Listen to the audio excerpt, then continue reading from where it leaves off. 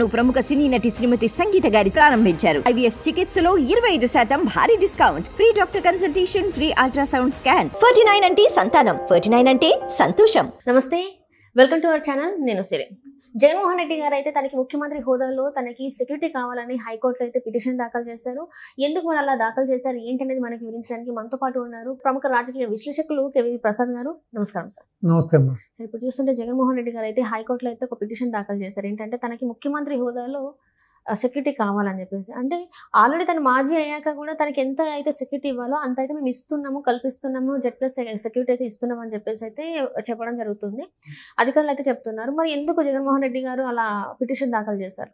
అంటే ఆయన అంతకుముందు గత ముఖ్యమంత్రిగా ఉన్నప్పుడు ఏ విధంగా అయితే సెక్యూరిటీ ఉందో అదే సెక్యూరిటీని అడుగుతున్నాడు. సో సాధారణంగా అదే విధమైన సెక్యూరిటీ ఎవరికి ఇవ్వరు. సో అదనపు సెక్యూరిటీ ఏదైతే ఉంటుందో అదనపు సెక్యూరిటీని వాళ్ళు రిమూవ్ చేస్తారు. సో ఇప్పుడు చంద్రబాబు నాయుడు గారికి గతంలో అలాగే ఇచ్చారు, ప్రతిపక్ష నాయకుడిగా ఉన్నప్పుడు అలాగే ఇచ్చారు. సో ఇప్పుడు ఈయనకి అలాగే ఇస్తున్నారు. దాన్ని తీసుకుంటే మీరు ప్రస్తుతం జగన్కి 58 మందితో సిబ్బందితో భద్రత కల్పిస్తున్నారు. ఆయన ఇంటి వద్ద 10 మంది సాయుధ గార్డుల యొక్క భద్రత ఉంది. అది కాకుండా షిఫ్ట్కి 2 చొప్పున మొత్తం 6 PSOలు 24 గంటల పాటు ఆయనకు భద్రత కల్పిస్తున్నారు. సో మొత్తం 24 మంది సిబ్బందితో 2 ఎస్కార్ట్ బృందాలు నిరంతరం ఆయనతో ఉంటాయి. పగలు రాత్రి కలిపి మొత్తం 5 వాచర్లను ఏర్పాటు చేశారు. ఇన్స్పెక్టర్ స్థాయి అధికారిని కూడా ఇన్ఛార్జిగా పెట్టారు. సో 3 షిఫ్ట్లో పనిచేసేలాగా మొత్తం 6 పిస్కర్లు, స్క్రీనర్లు నిరంతరం అందుబాటులో ఉండేలాగా 6 డ్రైవర్లను జగన్కి కేటాయించారు. సో ఇతను చెప్పే దాంట్లో ఎక్కడ కూడా వాస్తవం లేదు, అన్నీ అబద్ధాలే. జగన్మోహన్ రెడ్డి అనేవాడు మడం తిప్పను, మాట మార్చనని చెప్తాడు కదా. సో ఇక్కడ చూశారు కదా, దగ్గర 50 మంది ఈ విధంగా అతనికి ఇంత భద్రత ఇస్తున్నారు. కేవలం తొలగించిందల్లా ఏంటంటే ఒక ముఖ్యమంత్రి హోదాలో ఉన్నప్పుడు ఏదైతే అదనపు భద్రత ఉంటుందో అది మాత్రమే తొలగించారు. సో అది ఎక్కడైనా సరే అది విత్ ఇన్ ద నామ్స్. అది సో హోదా లేకపోయేటప్పటికీ, ముఖ్యమంత్రి హోదా లేకపోతే ఏదైతే అదనపు భద్రత ఉందో అదనపు భద్రతను ఎవరికైనా తొలగిస్తారు. సో ఇప్పుడు కాకుండా ఇతను ఇప్పుడు హైకోర్టుకి వెళ్ళి నానా యాగి చేసి నాకు సెక్యూరిటీ ఇవ్వట్లేదని, ఇవ్వట్లేదు, నాకు ఇంత కావాలంత. కానీ ఇప్పుడు ముఖ్యమంత్రి హోదాలో ఏదైతే ఇప్పుడు బాబు గారికి ఏదైతే ఉందో, గతంలో ఆయనకి ఏదైతే ఉందో ఆ విధంగా కావాలని అడుగుతున్నాడు అతను. సో అది సమంజసం కాదు, అది సాధ్యం కూడా కాదు, ఇవ్వరు కూడా. సో ఒక విధంగా చెప్పాలంటే మీరు చూశారు అతని మానసిక పరిస్థితిని చూసాము, అతని వ్యక్తిత్వాన్ని చూసాము. అతను కొంచెం ఈవినింగ్ అయ్యేటప్పటికి బయటకు వచ్చేవాడు కాదు, మీటింగ్లు కూడా డే టైమే ఫినిష్ చేసుకునేవాడు. సో రెండోది ముఖ్యమంత్రి హోదాలో ఉండి కూడా అతను 10-20 కిలోమీటర్లు కూడా మనం హెలికాప్టర్లో తిరగడం చూసాం. ప్లస్ రెండోది ముఖ్యమంత్రి హోదాలో ఉండి పరదాలు కట్టుకుని తిరగడం చూసాం. ముఖ్యమంత్రి హోదాలో ఉండి రోడ్డుకి ఇరువైపులో ఉన్న చక్కగా బాటసారులకు కానీ, ఆ రోడ్లో ప్రయాణించే వాళ్ళకి కానీ మంచి స్వేద తీర్చుకోవడానికి నీడనిచ్చే చెట్లని, 100 సంవత్సరాల వయసున్న చెట్లను కూడా అతను నిర్దాక్షిణ్యంగా నరికించడం చూసాం మనం. సో నేను అడిగితే ఏమంటానంటే, ఎంత పిరికి వాళ్ళు రాజకీయాల్లోకి, ప్రజా జీవితాల్లోకి రావకూడదు.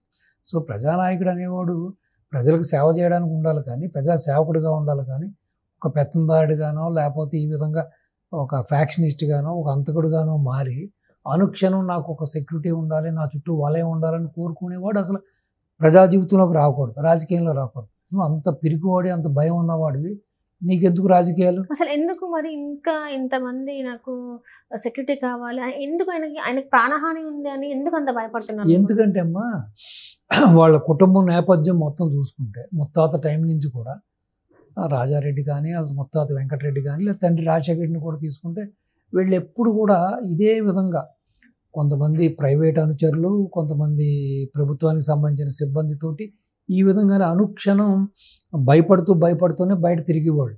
ఏదో పేరుకి ఆ చుట్టూ ఉన్న ఆ గాలి బ్యాచ్గాళ్ళు ఏదో మావాడు పులివెందల పులి లేకపోతే సింహం అని చెప్పుకుంటారు, కానీ వీళ్ళు నిజంగానే పిరికివాళ్ళు. ఇప్పుడు పిరికివాళ్ళు కాబట్టి ఈ విధంగా 58 మంది కంటే ఇంకేం కావాలి చెప్పమ్మా నీకు? అంతకు మించి ఏం కావాలి చెప్పండి మీరు? సో ఒక మనిషికి అంత ఎందుకు కావాలి అసలే? ఇప్పుడు సో కేవలం ఏంటంటే తప్పులు చేయడం, ఎదుటివాడి స్థలాలు కొట్టేయడం, భూ కబ్జాలు చేయడం, ఆస్తులు కొట్టేయడం, లేకపోతే మానహారణం చేయడం, లేకపోతే నిర్దాక్షిణ్యంగా ప్రాణాలు తీసేయడం. సో ఇటువంటి వ్యక్తులు ప్రజా జీవితానికి అనర్హులు. అసలు అటువంటి వ్యక్తుల్ని ప్రజలు ఎన్నుకోవడమే తప్పు. సో రెండోది, సరే కర్మకాలి రాజకీయాల్లోకి వచ్చారంటే కూడా ఈ విధంగా చేసిన తప్పుల కోసం అనుక్షణం భయపడుతూ, అనుక్షణం ఆ సెక్యూరిటీ వలయంలోనే ఉంటూ, ఇంకా వీళ్ళకి రాజకీయాలు ఎందుకు చెప్పండి. ఇప్పుడు ఈవెన్ ఇలాంటి వాళ్ళని చాలామందిని చూశాను నేను. వాళ్ళ పర్సనల్ లైఫ్ కూడా ఎంజాయ్ చేయలేరు. కట్టుకున్న భార్యతో కూడా వాళ్ళు ఒంటరిగా ఉండలేరు. వాళ్ళు ఎవడొస్తాడో ఎవడో అటాక్ చేస్తాడో అని చెప్పి అనుక్షణం వాళ్ళ చుట్టూ ఒక వలయం, ఒక పెద్ద సెక్యూరిటీలోనే బతుకుతూ ఉంటారు వీళ్ళు. సో పట్టుమని వాడున్న ఇంట్లోంచి ఒక 10 అడుగులు బయటకు వచ్చి నడవలేడు. అసలు మరి ఇటువంటి వాళ్ళకి ఎందుకు రాజకీయాలని నేను అడుగుతా. అసలు ఇటువంటి వాళ్ళని ఎందుకు ప్రజలు ఎన్నుకుంటున్నారని నేను అడుగుతున్నాను నేను. సో కాబట్టి ఇది చాలా నీచం, నికృష్టం. చేసి ఇప్పుడు ఉప్పు తిన్నవాడు మంచిలు తాగాలన్నట్టుగా, తప్పు చేసిన వాడికి శిక్ష అనుభవించాలన్నట్టుగా ఈ విధంగా అధికారం ఉన్నప్పుడు పేటరేగిపోయి కన్ను మిన్ను కాని రాకుండా, ఇటు ప్రతిపక్షం అని కాకుండా ఇటు అసలు ఎవరిని కూడా ప్రజల్ని కానీ కార్యకర్తలను కానీ ప్రతిపక్ష నాయకులను కానీ కూడా అసలు కనీసం మర్యాద ఇవ్వకుండా ఇష్టానికి మానహారణం చేసి, ఇష్టానికి భౌతిక దాడులు చేసి, వాళ్ళని చంపి కొట్టి హింసించి, ఇగో ఈ విధంగా అధికారం పోయిన తర్వాత ఇలాగా ప్రతి నిమిషం భయపడుతూ నాకు 100 మంది కావాలి, 200 మంది కావాలి, 800, 900 కావాలి, 1000 మంది కావాలని చెప్పి కోర్టు మెట్లు ఎక్కితే కోర్టు మాత్రం ఏం చేస్తుంది? కోర్టు ఏం చేస్తుంది చెప్పండి? సో ఏదేమైనా ఇది చాలా నీచం అమ్మా. అంటే ఇప్పటి వరకు చూసుకుంటే ఇట్లా సెక్యూరిటీ కావాలి అని చెప్పేసి ఏ నాయకులు కూడా కోర్టు మెట్లెక్కిన దాఖలాలు అయితే ఎక్కడ లేవు.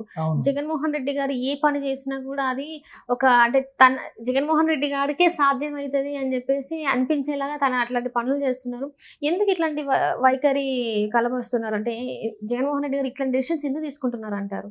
అది ఒక విధంగా చెప్పాలంటే అది ఒక అంటే మీరు చూసుంటారు, మన చేతి వేళ్ళు అన్ని వేళ్ళు ఒకేలా ఉన్నట్టుగా మనుషులందరూ ఒకలాగా ఉండరమ్మా.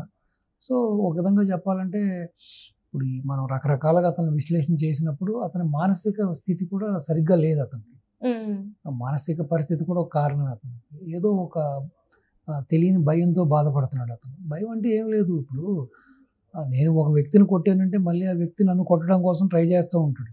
సో నాకు ఆ భయం ఉంటుంది లోపల. అనవసరంగా వాడిని కొట్టానే, వాడిని కానీ హాని చేశానే, వాడు మళ్ళీ అని చెప్పి నేను ప్రతి నిమిషం కూడా నేను భయపడుతూనే బతుకుతా. సో సేమ్ ఇతని పరిస్థితి కూడా అంతే. ఎన్నో కుటుంబాలని నాశనం చేశారు, ఎంతోమంది ఆస్తులు కబ్జాలు చేశారు, ఎన్నో దుర్మార్గాలు చేశారు. కాబట్టి సో వీళ్ళకి అనుక్షణం ఆ నీడలాగా భయం వెంటాడుతూ ఉంటుంది. కాబట్టి ఈ విధమైన వైఖరి, ఈ విధమైన వ్యక్తిత్వంతో వీళ్ళు ఉంటారనమాట. సో ఇటువంటి వాడు అసలు ఓకే అయిపోయింది, ఏదో అయిపోయింది, రాష్ట్ర ప్రజలు తిరస్కరించారు, ఒకటి ప్యాలెస్ కన్నా పరిమితం అవ్వాలి, లేదు దేశం విడిచిపెట్టి ఎక్కడికన్నా వెళ్ళి ఎక్కడన్నా ఇప్పటికైనా బుద్ధి తెచ్చుకుని ప్రశాంతంగా బతకాలి. అంటే ఇప్పుడు కూడా చూస్తున్నట్టయితే పులివెందుల్లో లేరు జగన్మోహన్ రెడ్డి గారు, తాడపల్లి ప్యాలెస్ లో కూడా ఉండట్లేదు. ఎప్పుడు చూసినా కూడా ఈ 4 సార్లు ఇప్పటికి 4 సార్లు బెంగళూరుకి వెళ్ళడం జరిగింది. ఎందుకంటారు మరి 100కి అన్ని సార్లు బెంగళూరు? అంటే ఇక్కడ ఎవరైనా ఆయన మీద దాడికి పాల్పడతారని ఒక భయంతోనే అక్కడికి వెళ్ళి తలదాచుకుంటున్నారు అనుకోవచ్చు. 100% అంతే కదమ్మా. ఇప్పుడు మొన్న కూడా మీరు చూసారు, ఒక ఇన్సిడెంట్ జరిగింది తాడేపల్లిలో. కార్యకర్తల మీద ఏ విధంగా తన యొక్క భద్రతా సిబ్బంది ఏ విధంగా దురుసుగా ప్రవర్తించారో మనం చూసాం. సో ఇప్పుడు కార్యకర్తలు ఏదో వాళ్ళ కష్టసుఖాలు, లేకపోతే పార్టీ ఓటమికి గల కారణాలు, లేకపోతే క్షేత్రస్థాయిలో పార్టీ పరిస్థితి ఎలా ఉంది, సో ఎందుకు మనం ఓడిపోవడానికి కారణాలు ఏంటి, ఏదో అవన్నీ వివరించడానికి వాళ్ళ పాపం ఏదో ప్రజా దర్బారు పెట్టాడు, జగన్ గారు అందరినీ కలుస్తున్నాడు అని వాళ్ళ మీడియాలో దాన్ని వాళ్ళు ప్రసారం చేస్తుంటే దాన్ని నమ్మి వాళ్ళందరూ రావడం జరిగింది.